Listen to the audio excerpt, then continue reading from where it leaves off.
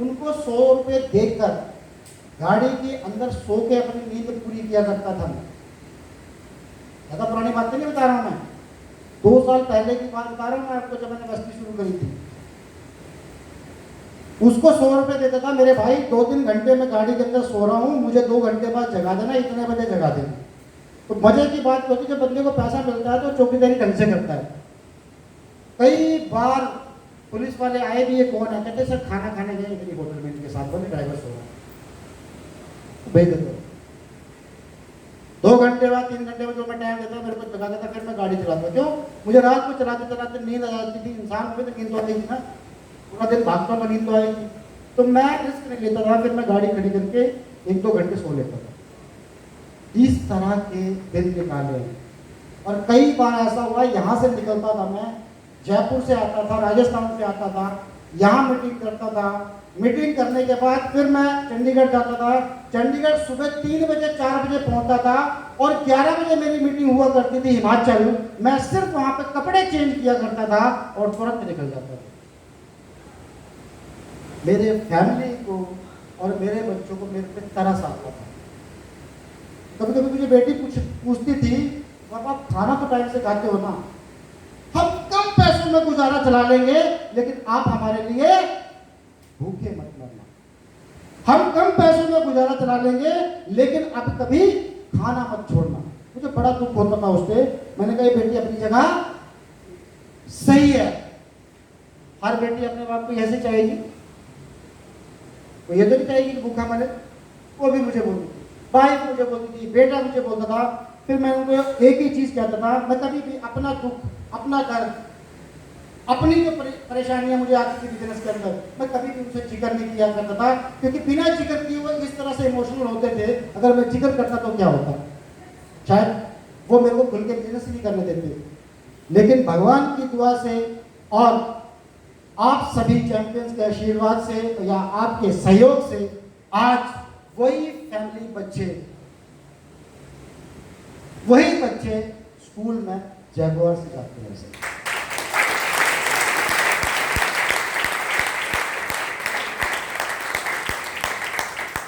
पिछले महीने मदर आई थी, तो पता नहीं क्या दिल में आया मेरे, मैंने कहा मम्मी को ले जाता हूँ और आज ऐसा चमत्कार करता हूँ कि मम्मी को विश्वास ही ना हो। तो एशिया की बोलते हैं ना 2nd लार्जेस्ट मार्केट है सूट्स की, अंबाला। गया कोई वहां से लाया कोई सूट लेडीज में? एशिया की 2nd लार्जेस्ट मार्केट है सूट के लिए अंबाला में। तो मेरे को भी किसी ने रिकमेंड किया था, तो मैं फैमिली, बच्चों को, सिस्टर भी आई हुई थी, तो सबको लेके चला गया वहां पे। तो वाइफ को तो पहले विश्वास था, क्योंकि उसको पता है कि अब इसका दिल भूल चुका है, क्योंकि क्या आ रहा है पैसा। मैंने उसको कहा तू 7 सूट खरीद और रोज एक बदल। अच्छा, ये बात मैंने मम्मी को कह दी, तो मम्मी को विश्वास ही नहीं हुआ। तो भाई को कह रही है मजाक कर रहा है, एक सूट लेना है तो ले दो, नहीं मेरे को और सूट नहीं चाहिए। मैंने कहा मम्मी आप एक ही छांटो, बढ़िया छांटो, रेट मत देखना। बार बार मम्मी का सूट तो बाहर में देख रही थी, सबसे पहले उस स्लिप पे चला जाए, तो लगी थी ना किनारी में स्टेपलर से चिपकाई हुई। मैंने दुकानदार को उठ के बोला, मैंने कहा ऐसा कर, तू टैग निकाल के लाया कर, बिना टैग के दिखा, अब बढ़िया सूट दिखा। लास्ट में मम्मी को समझ गया ये नहीं मानने वाला, तो उन्होंने एक सूट पसंद किया। मैंने कहा एक और दे दो, कहती नहीं नहीं मेरे को एक ही चाहिए, मैं नहीं लेना दूसरा, और मत पैसे वेस्ट कर, तू रहने दे, तू मेरे को नहीं चाहिए। मैंने कहा आपने ले लिया? कहता हाँ ले लिया। मैंने कहा किसकी पसंद का है? कहता मेरी पसंद का। मैंने कहा मेरी पसंद का भी ले। 2 दिलाए, वाइफ मैं पहले से समझा के लेगा, वाइफ कहती मेरी पसंद का एक लो। 3 दिलाए, बेटी कहने लगी मेरी पसंद का दादी एक और दिलाया, बेटा कहता एक और दिलाया। 7 सूट सिलवा के यहां से वापस भेजा मैंने। उनको विश्वास नहीं हो रहा था कि वाक्य में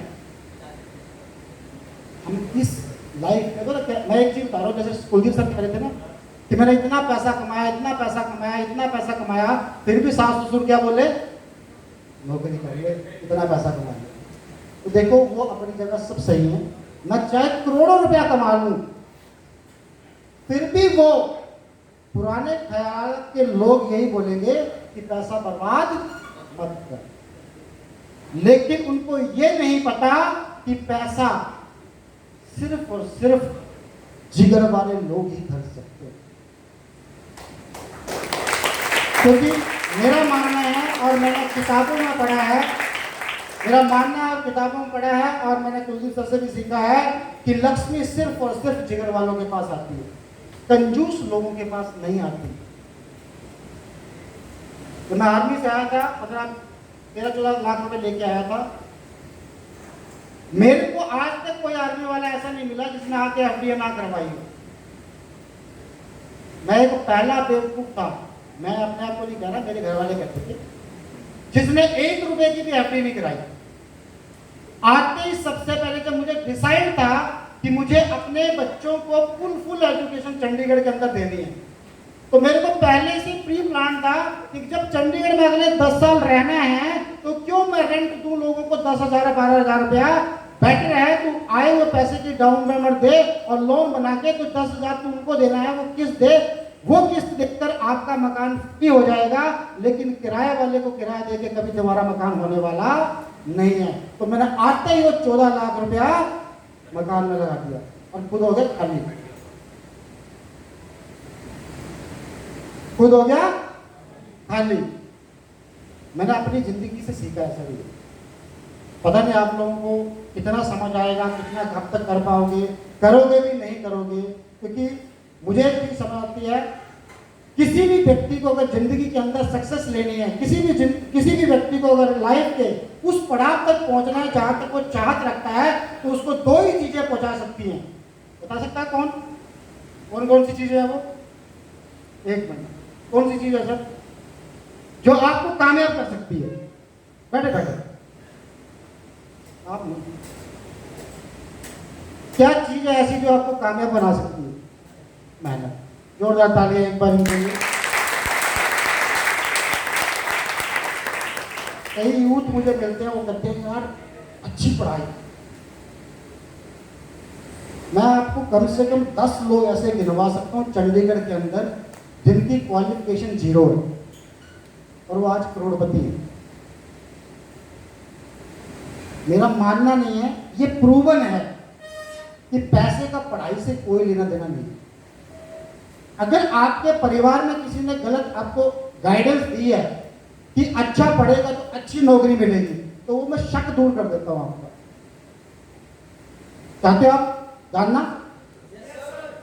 पढ़ लिख के सबसे अच्छी नौकरी कौन सी है? पढ़ लिख कर सबसे टॉप क्लास की नौकरी कौन सी है? आपको क्या लगता है? हाँ जी बताइए। आईपीएस या आईएएस, है ना? और कोई इसके अलावा? MBBS doctor. और कितनी तनख्वाह है आईपीएस की सर? 1 लाख, थोड़ी सी और इज्जत रखते हैं उनकी 2 लाख। सर उससे 3 गुना कमाता हूं।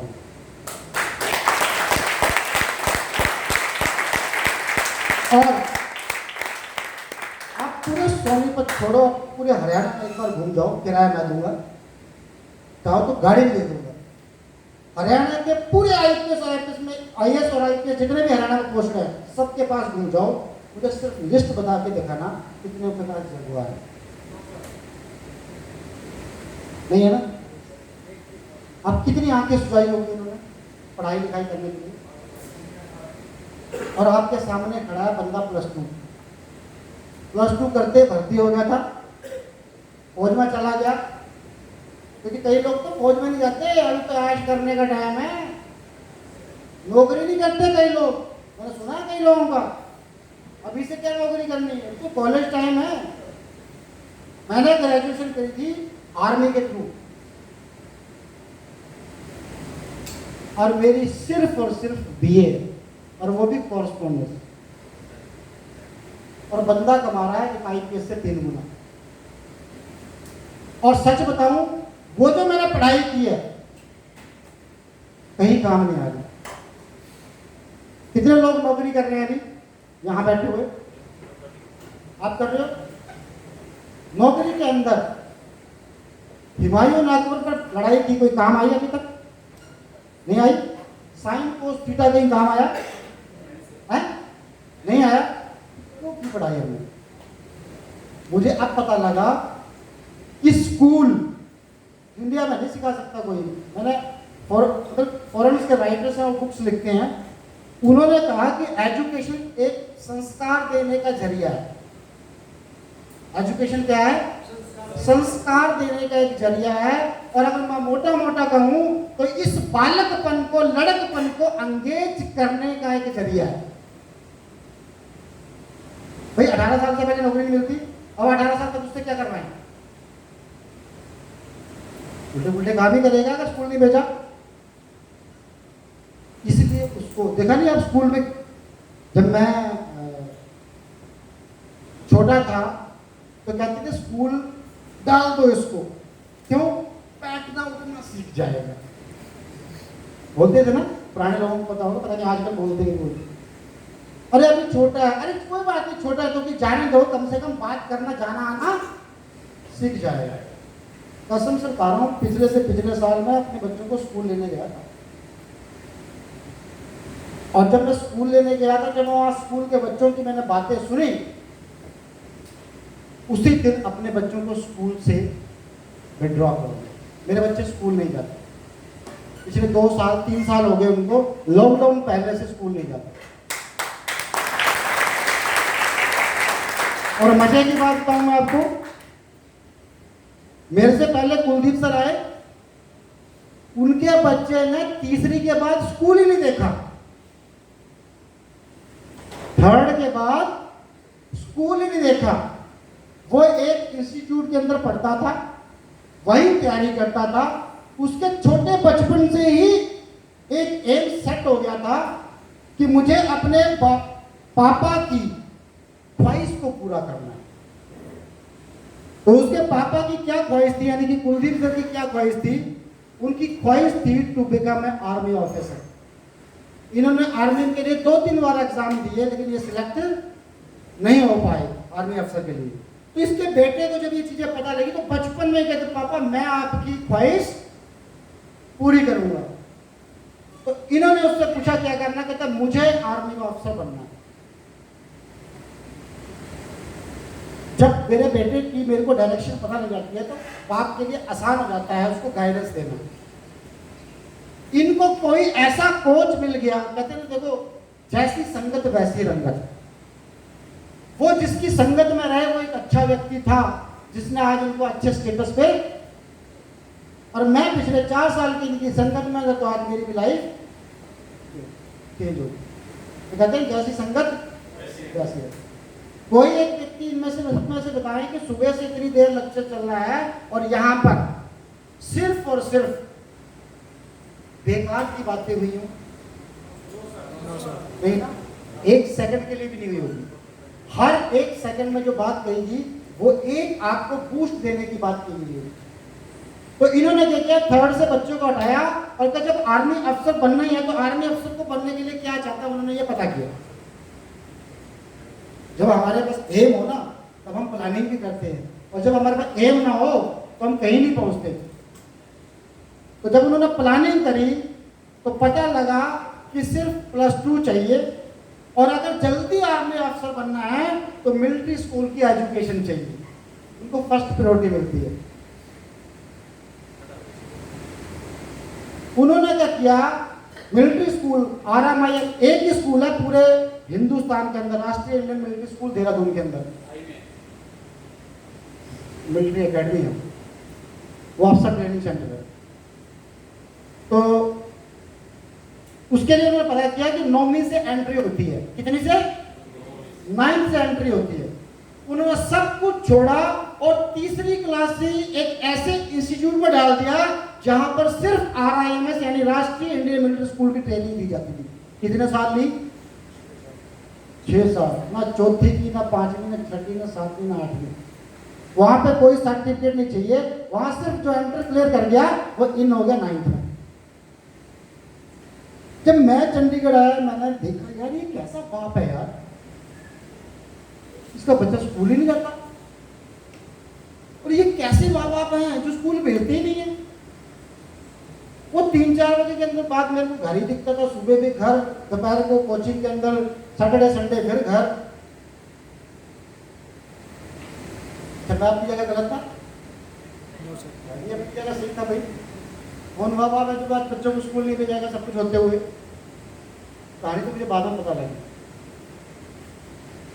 लेकिन जब 9th का एग्जाम हुआ, उस राष्ट्रीय इंडियन मिलिट्री स्कूल के अंदर स्टेट की सिर्फ एक ही वैकेंसी होती है, पूरे स्टेट की। और कुलदीप सर कहाँ से हैं? हरियाणा से। पता नहीं सर बता के कि मैं बताता हूँ, सर नारायणगढ़ से है। तो पूरे स्टेट से सिर्फ एक बच्चे की वैकेंसी होती है वहां पे, यानी कि पूरे हरियाणा से कितने बच्चे जाने थे? अब एक बच्चा 8th पढ़ते पढ़ते तैयारी कर रहा है।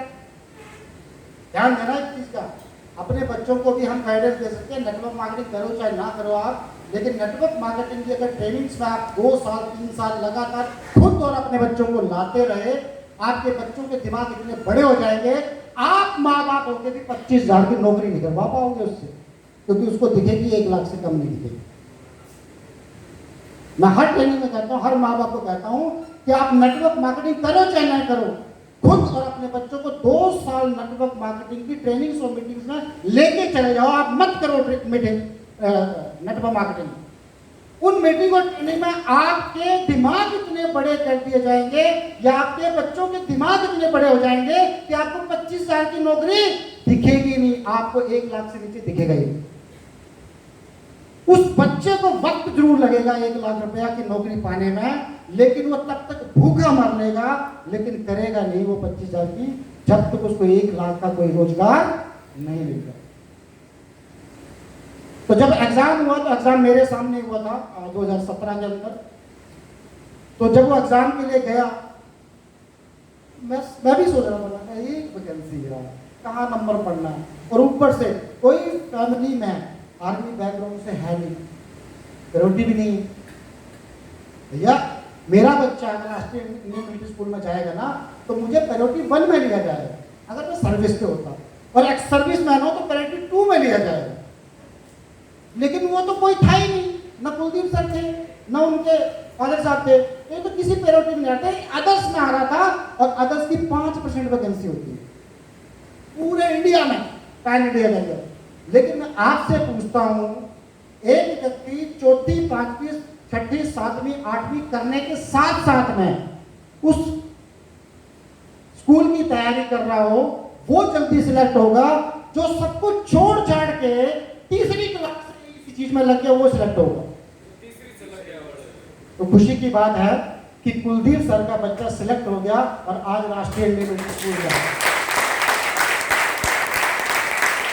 तब मुझे समझ आया स्कूलों की और पढ़ाई की क्या वैल्यू है। एक बच्चा लगातार 8 साल स्कूल गया, वो उस एग्जाम को क्रैक नहीं कर पाया, और एक बच्चा सिर्फ 2.5-3 घंटे की इंस्टीट्यूट में कोचिंग लेके उस एग्जाम को क्रैक कर गया, क्योंकि उसके दिमाग पर वजन नहीं था, और जो बच्चा साथ में तैयारी कर रहा था उसके दिमाग पे 2 वजन थे, क्लास का भी, एग्जाम का। एक तो उस पार्ट में मेरा दिमाग खोला, दूसरा जब मैं 2 साल पहले बच्चों को लेने गया, जब स्कूल चल रहे थे, मैंने गाड़ी पार्क की, उस टाइम मेरे को ऐसे टाइम मिल गया, तो मैंने कहा बच्चों को लेके चलता हूँ। मैंने गाड़ी पार्क की, तो गाड़ी पार्क करने के साथ में एक स्कूटी खड़ी थी, और उस स्कूटी पे 2 लड़कियां बैठी और 3 लड़के खड़े थे। 2 लड़कियां बैठी थी और 3 लड़के, और बातचीत चल रही थी उनकी। अब मेरा टाइम पहुंच रहा, तो मैंने थोड़ा सा शीशा डाउन किया। मैंने सुनो बच्चे, कि वास्तव में मैं भी पार्टिसिपेट करूं, मेरा भी टाइम पास हो। अच्छा, मजे की बात, सबको पता था कि बगल में कार खड़ी है और उसमें एक अंकल बैठे हैं। ऐसा नहीं उनको नहीं पता था, पता था, उन्होंने देखा भी था मुझे। जो मैंने बातें सुनी तो मैंने अपने आप से कसम खाई कि तू असली बात में, अगर तेरे बच्चे आज के बाद स्कूल गए, ऐसी बातें वो कर रहे थे, ऐसी बातें, ऐसी डिस्कशन वो कर रहे थे। मैंने कहा यार, हमारे माँ बाप तो कहते थे संस्कार मिलते हैं स्कूल के अंदर, बैठना उठना सीख जाता है, ये बैठना उठना सीख रहे हैं, ये चीज सिखाई जा रही है। और दूसरा, फिर मेरे एक व्यक्ति ने काउंसलिंग मेरी की कि अगर स्कूल में पढ़ाई होती तो आज हर शहर के अंदर शॉपिंग मॉल से ज्यादा ट्यूशन सेंटर नहीं होते। अगर स्कूल में पढ़ाई होती तो घर घर ट्यूशन सेंटर नहीं होते। आज पढ़ाई व्यापार बन चुकी है, ना कि शिक्षा रह गई।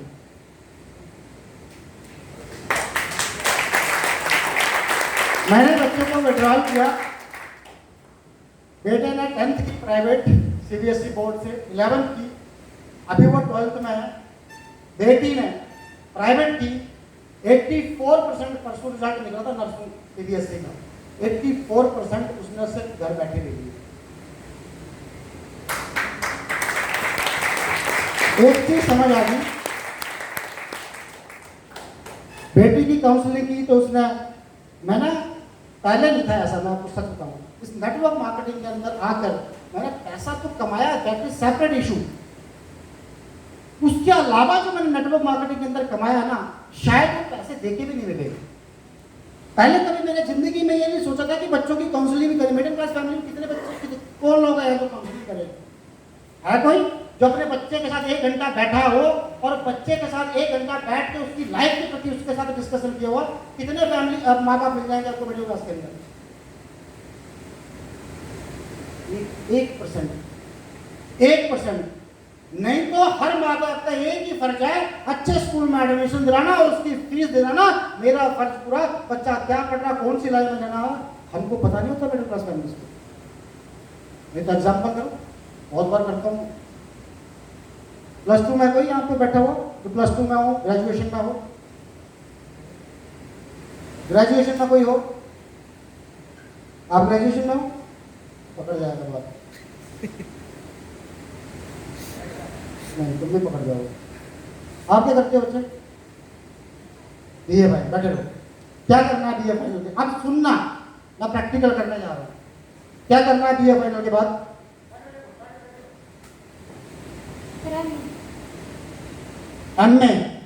एमए के बाद पीएचडी के बाद नौकरी कौन सी?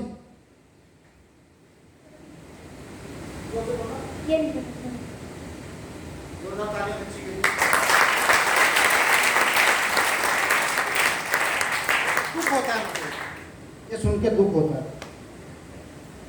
बीए करनी है, एमए करनी है, पीएचडी करनी है, फिर मैंने पूछा उसके बाद क्या करना है? नौकरी करनी है। कौन सी नौकरी करनी है? कहती मुझे अभी नहीं पता। क्या कहा बच्चे ने? अभी नहीं पता। सर, अगर नौकरियां बाहर नहीं मिल रही है ना, दोष मत देना गवर्नमेंट को, दोष अपने आप को देना। कमी हम में है, कभी गवर्नमेंट में नहीं है। गवर्नमेंट में हर साल हर लोग एम्प्लॉय लगते हैं, लगते हैं कि नहीं लगते? विभाग चल रहे हैं, डिपार्टमेंट चल रहे हैं, कौन काम कर रहे हैं वहां? क्या वो रिटायर नहीं होते? क्या उनके बदले नए नहीं आ रहे? अगर हमें नौकरी नहीं मिल रही तो गलती हमारी है, क्योंकि मैं एमबीए पीएचडी फलाना करने के बाद मुझे ये पता नहीं है कि मुझे जाना। इससे बुरा मत मानना, it's counselling, and it's beneficial for you. अगर पीएचडी करने के बाद क्या बना जाता है? प्रोफेसर। ये डॉक्टरेट की जाती है, वही बना जाता है। किसी पर्टिकुलर सब्जेक्ट के अंदर बन गए। मान लो मेरे को एग्रीकल्चर के अंदर पीएचडी करनी है, यानी कि मैं क्या बनने जा रहा हूँ, एग्रीकल्चर का प्रोफेसर। अब ये बच्ची है जो ये पीएचडी करने जा रही है, इसने सिर्फ अपने फादर साहब को बोला होगा कि मुझे क्या करनी है, और वो बेचारे हमारे जैसे मिडिल क्लास परिवार से, उसने बोला बेटी की इच्छा पूरी करनी जरूरी है। इन्होंने बोला बेटी कर। वो बेचारे कहीं ना कहीं से अपना नौकरी करके और पैसा कमा के इनकी फीस दे रहे। यही होता है मिडिल क्लास के अंदर, यही होता है ना।